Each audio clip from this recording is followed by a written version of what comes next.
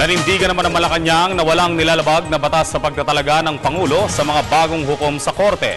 Ang paliwanag ng palasyo ay sa amin ng ating kasamang si Elena Luna.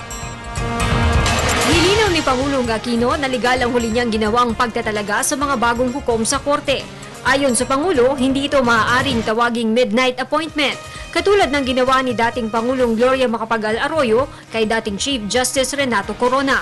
2 months immediately before the next presidential elections and up to the end of his term, a president or acting president shall not make appointments except temporary appointments to executive positions when continued vacancies therein will prejudice public service or endanger public safety.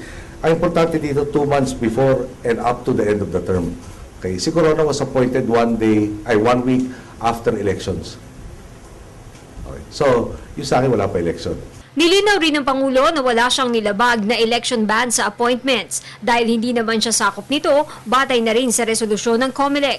Pero kahit wala ang resolusyong ito ng COMELEC, binigyang diin ng Pangulo na hindi pa rin siya lumalabag sa batas dahil ginawa niya ito bago nagsimula ang election ban.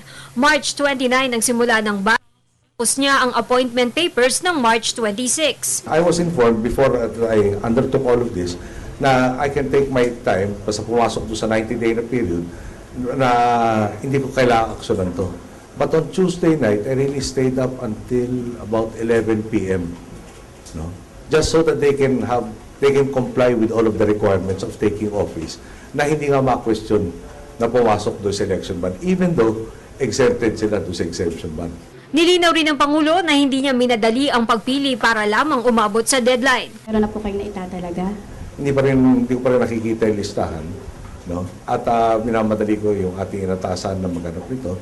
Kasama ng si Executive Secretary of JOA, ating Secretary of Justice, at saka yung ating Presidential Legal Counsel. No, to get all of the suggestions from so many quarters. Para sa Telebisyon ng Bayan, Elena Luna.